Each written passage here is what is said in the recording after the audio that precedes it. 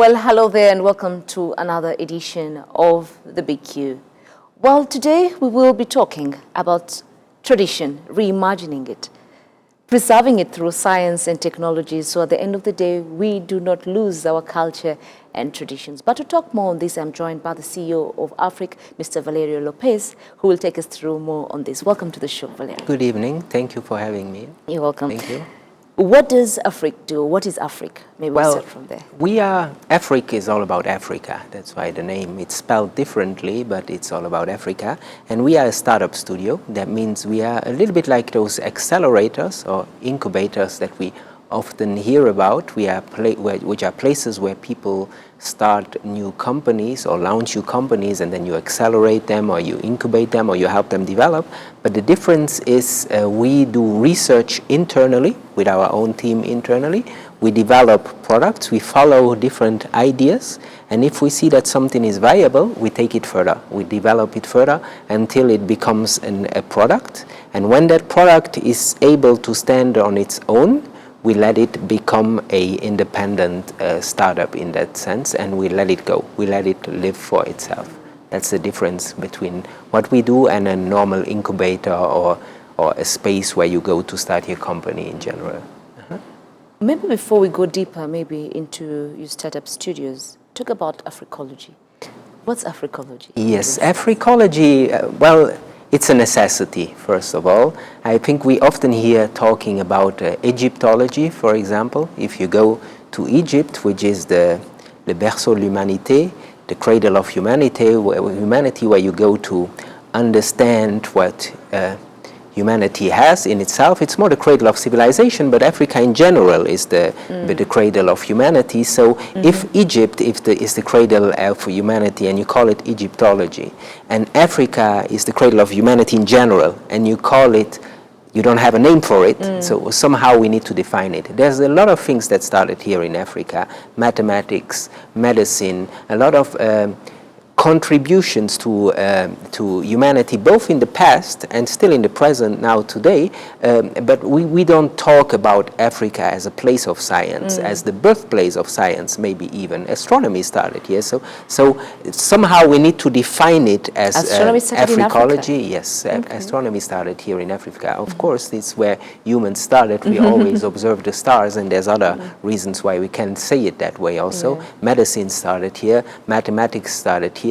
We hear about the Shango bone that was found here near Lake Edwards, which is the oldest calculation tool in the world that was ever found, the oldest tool for calculation that has existed. So a lot of humanity comes from here. A lot of contribution to our progress comes from here. Humanity itself starts here. History starts here. History starts with humans. Where do humans come from? So how do you call this group of sciences? How do you define yourself if you are somebody who researches in these fields, in this field particularly, and in this area? But then how do you now apply Africology? Well, that's what we have been working on. How can we find a method and a way to apply Africology in different fields of the modern world that we live in? So if we go a little bit back in history, there's a big part of our history where we are basically disconnected from our realities,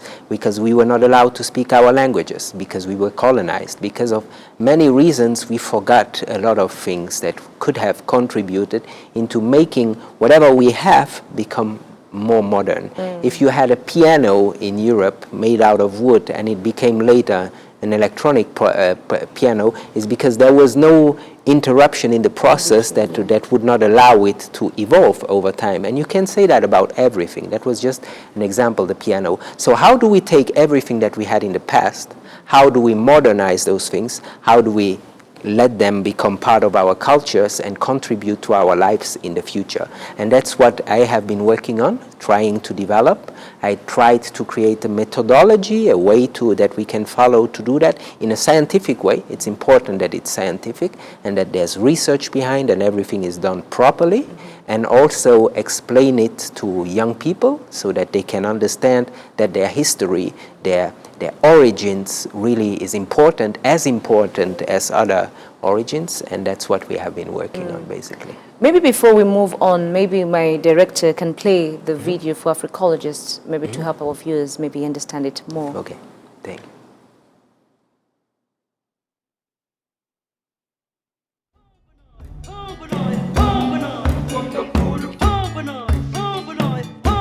Wisdom is like a baobab tree. No single person can embrace it alone. They say our children are the future. That's certainly true. But before being the future, they are the past. The identity, the history and culture they carry under their skin. Everywhere they go, custodians of their roots. In order to survive, the tree needs to be watered. Stories and history must not be forgotten. What our ancestors lived, what they did, and what they were, is the mother of our consciousness, helping us distinguish right from wrong, and evolve for the sake of our progeny.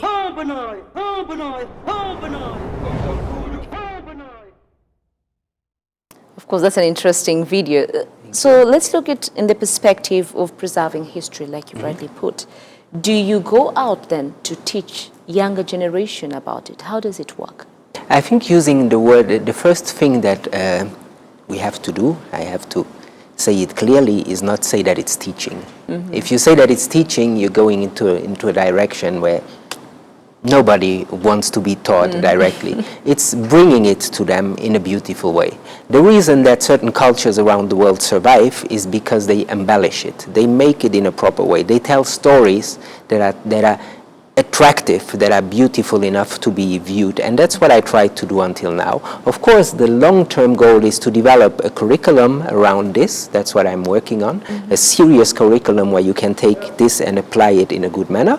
But the core of it first is to bring it to children, and that's why there's this film, this documentary film, with this 3D character that is a young Rwandese girl, 25, 26 years old, that travels around the world in her spaceship, goes discover different things around on the continent, goes dig into science, dig into history, and try to understand things. So time for her doesn't exist. She travels back in time and forward in time, and that's the interesting thing about it. It's really make it beautiful for our children. Which is very important, yes, so as to attract it, make it more attractive. Yeah. Now, the startup studios, which you've mentioned earlier, you said it's quite different from the incubation. How different is it from the other, the startups or incubation projects that we have? Yeah, so the model of a startup studio compared to the model of an incubator or an accelerator is different in the sense that you are not making a call to attract people, to tell them, hey, come and bring your company,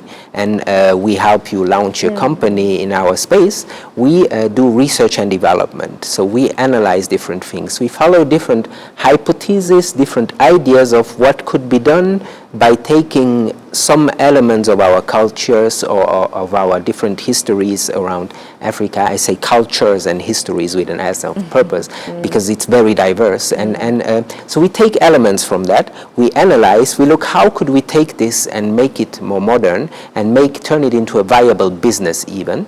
And when we find something, we research it further, we develop a product. If we see that product could be something that could stand on its own, we let it grow even further so that it can become a company.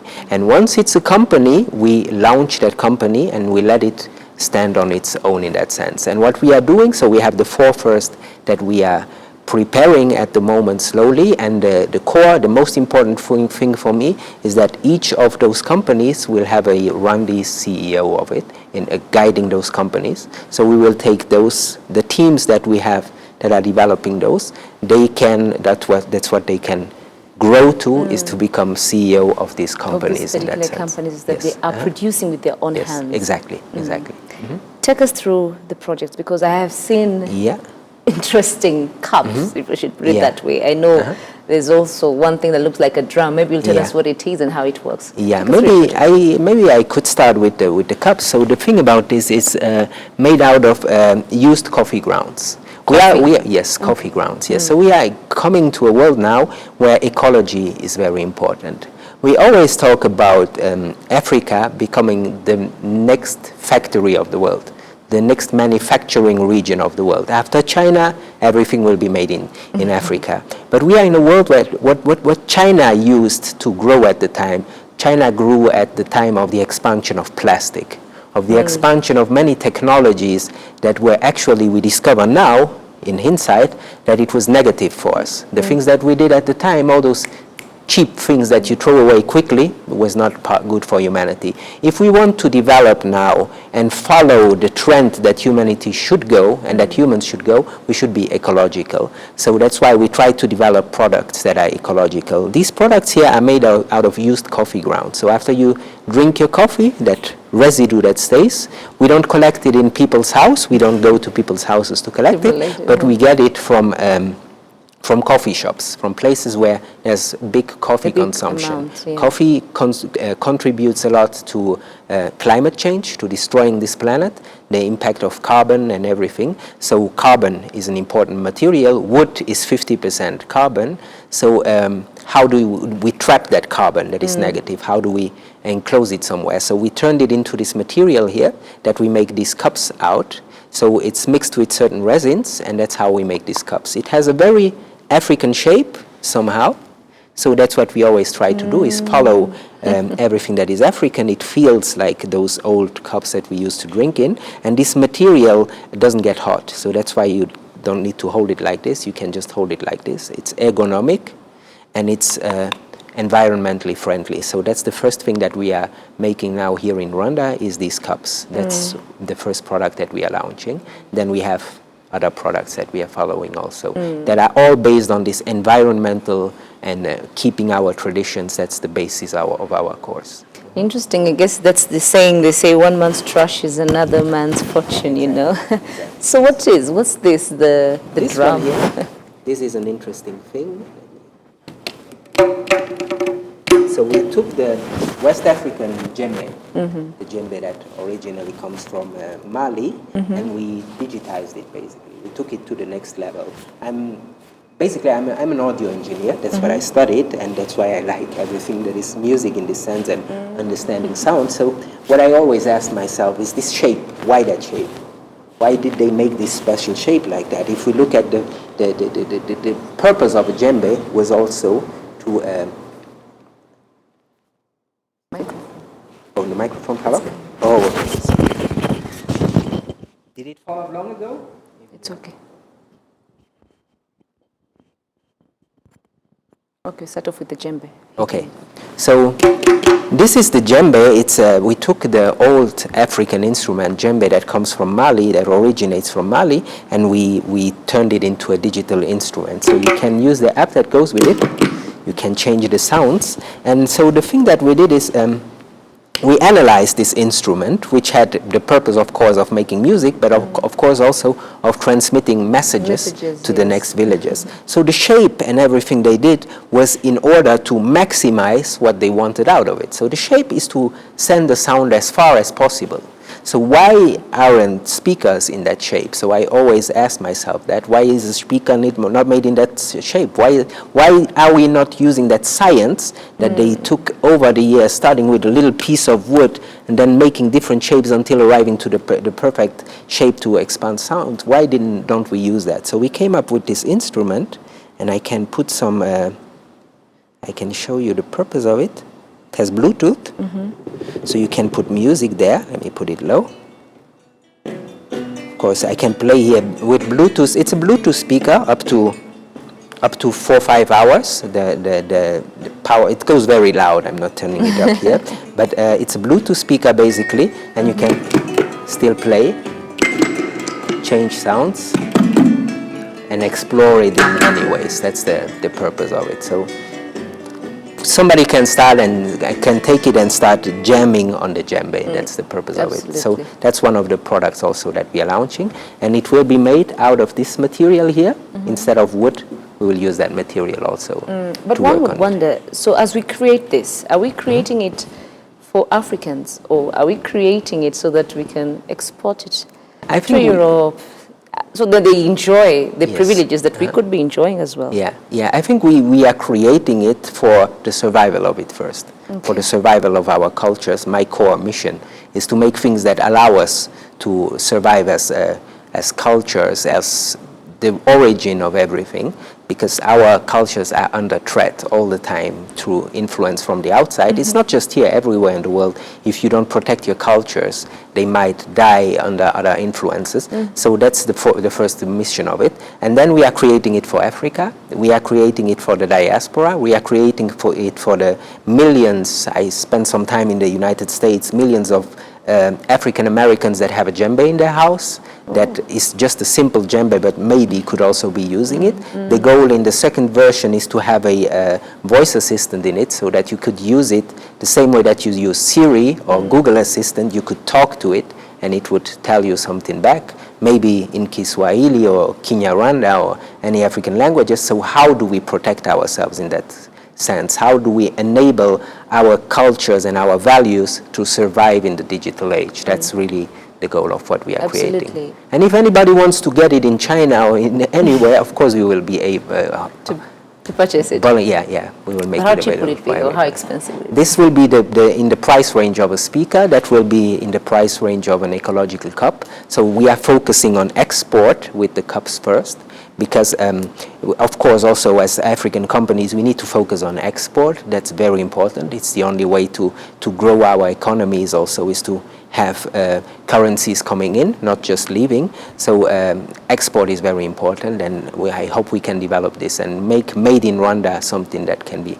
exported in two ways. So we would export coffee in the future. Rwanda exports already a lot of coffee, and then maybe also export derived products that derive from the coffee. Absolutely. Also. Yeah. Speaking of preservation of culture, in your opinion, how else, can I preserve the culture? Because it's quite important. For example, I would say most of the young generation probably do not know what a djembe is, or probably haven't seen it, or probably have seen it because the Rwandan culture, we already have drums. But then besides that, how else do we preserve culture? Because we are losing it at a very big rate, a high speed rate. I think the vehicle of culture very often is language. That's how cultures survive. The reason why we forgot also for a long time about our cultures, our ways of doing things, was basically, or most importantly, because of the fact that we were prohibited to speak our languages. Of course, there are other things that come into account also with that, but speaking our language is already a good start. Through your language, you can express yourself in your own culture. If you switch the language, you basically automatically switch the culture also. So I see that in certain countries of Africa, let's say, for example, if I go to Kenya, people speak Kiswahili, yes, but once they are giving you a phone number, for example, the numbers in the middle of the sentence, they switch to English to say the numbers. Here in Rwanda, I don't notice that much. So it says something about how your brain works. If for the numbers you have to switch over, it says something about how your brain works.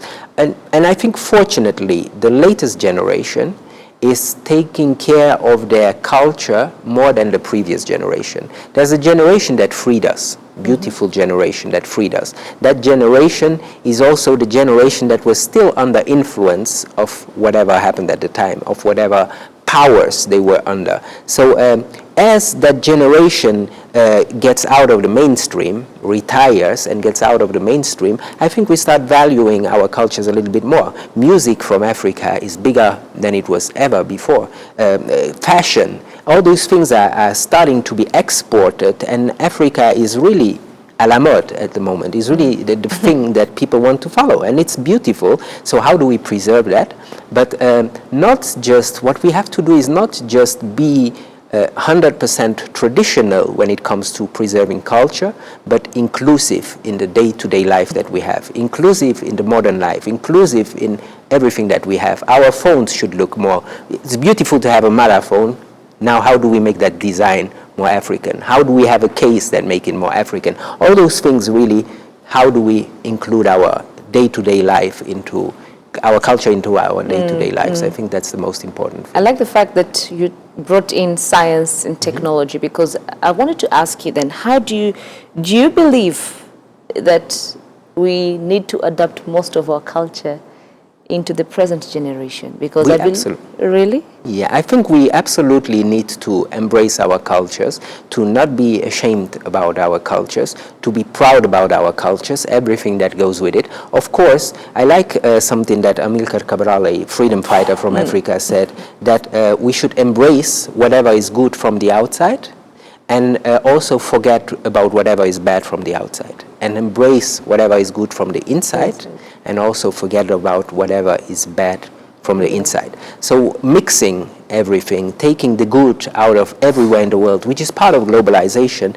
that's really what we should do. And we started that. I think for many historians, the first product that is part of globalization, the first globalized product in export was coffee. So we basically started globalization by allowing it to leave Ethiopia, although it didn't live in our own hands and for our own benefits. But now we can start making sure that whatever we do contributes to humanity and that we help humanity in that sense. And when you say science, I think science is just coming home.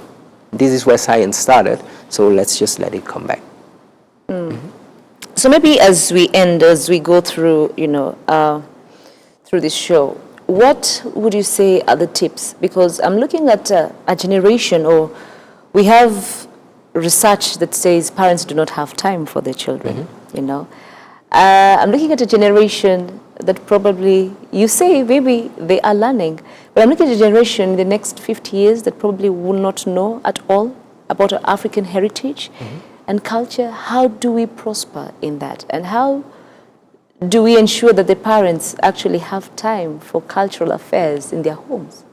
How do we embrace that? I think the best way is to make sure that our stories survive. Whatever stories we have that are part of our culture, whatever languages we have also to use as vehicle to transport our cultures, we have to make sure that those survive and that we can take them further. So for example, if now your phone starts understanding Kinyarwanda, it will contribute clearly to the survival of the language, because you don't need to use autocorrect in English or whatever you have in your phone to take yourself forward. So that's why technology is very important in this. And then history and storytelling is also very important. If you have Iron Man in the United States, which heroes do you have here in Africa? And I'm not talking about Black Panther, I'm talking about those that are rooted in Africa and are created in Africa and that contribute to the economies of Africa and everything that goes with it. I hope Nigeria or Rwanda or any country with strong storytelling powers in the cinematic sphere, I hope we will create also our own superheroes. So maybe somebody who's standing next to Black Panther in the next film. But it's very important really to use our contributions of the past, our storytelling of the past and our technologies and everything that we had to help us move forward. We cannot forget our histories, we cannot forget our cultures, because that's what defines us. Absolutely. That's what makes the difference between a Rwandese and a Chinese and an American, is simply the culture and the way that we live. So if we want to be seen differently, we have to still be maintaining whatever we are. Absolutely. Well, thank you very much, Valerie, for making time to be with us. Thank you also.